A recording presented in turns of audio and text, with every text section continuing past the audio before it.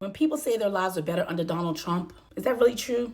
A lot of folks who say that I'm referencing the stimulus check, but did you know that actually other presidents, Barack Obama, Joe Biden, and even George Bush gave stimulus checks? I know because my daughter was born just in time for me to get that $1,000 credit for the George Bush stimmy.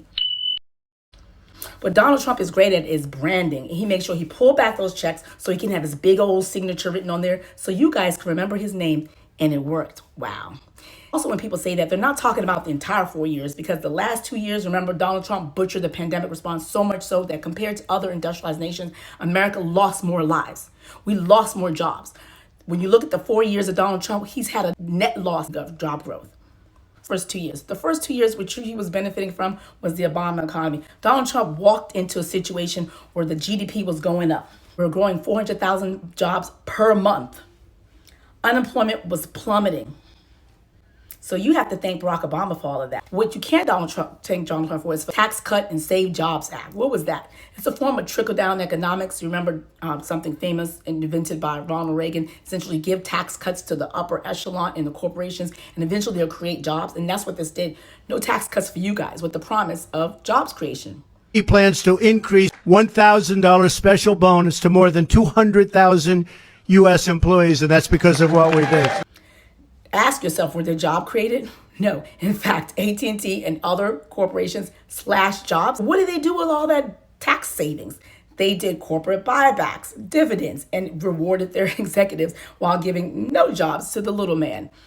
Ladies and gentlemen, trickle-down economics. It hasn't worked for 60 years, but for some reason, the Republicans have managed to convince you all that they're the party of the economy. And Bill Clinton said during the DNC, of the 50 million last jobs created, only 1 million was created by Republican administration. The other 49 was created by Democrat administration. But for some reason, the Republicans have been masterful as branding themselves as the party of the economy. Ugh. So there's no wonder why billionaires like Elon Musk, Peter Thiel, Rupert Murdoch, and even Jeff Bezos have been propping up Donald Trump, because you know why? They want to be the new American oligarchs. Oligarchy. Where have you heard that term before? Oh yeah, Putin. So Vladimir Putin, Russian president, has a cadre of rich billionaires who have his ears to make sure that he has economies that benefit their interests. So it's not just tax cuts, it's also deregulation. Deregulation, what does that mean? You know, with regulation, the government can actually stop the corporations from acting in their strictly monetary pecuniary interests and actually act in favor to protect you people, you and me, in our lives. So infamously, during Donald Trump's administration, he rolled back almost 100 environmental protections that his predecessor Barack Obama had put in place. That's right, we have less clean water, less clean air, but you got a huge Donald Trump signature to thank for that.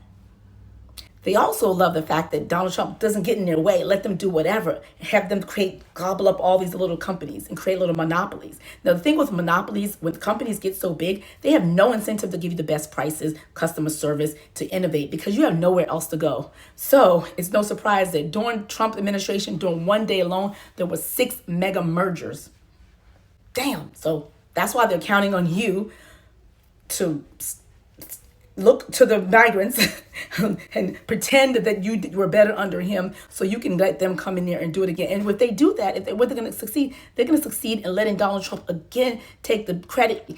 Biden's economy is the envy of the world. The World Bank said so. A famous economist says so. The stock market's going through the roof. The S&P 500 is going through the roof because we've had record level of low unemployment. The black unemployment is the lowest in record, lower than under Donald Trump. Wealth is going up. Now, I realize it's hard to make that case while food prices, I know, are still kind of like crazy, but they're coming down. And Kamala Harris, part of her plan is to address price gouging that's going on. And then also with the housing crisis, that sometimes it is the corporate interest, not necessarily the migrants, that's causing that. But they've done a great job of letting you believe that your problems are because of migrants, immigrants, and marginalized community trans, a small fraction of folks that impact your life. They're just telling you that because they are pulling the puppet strings. The billionaires, puppets, are flooding the markets with these crazy ads telling you these things so you can put their favorite guy on so they can benefit and you can get nothing out of it other than the big old signature, some water and air pollution.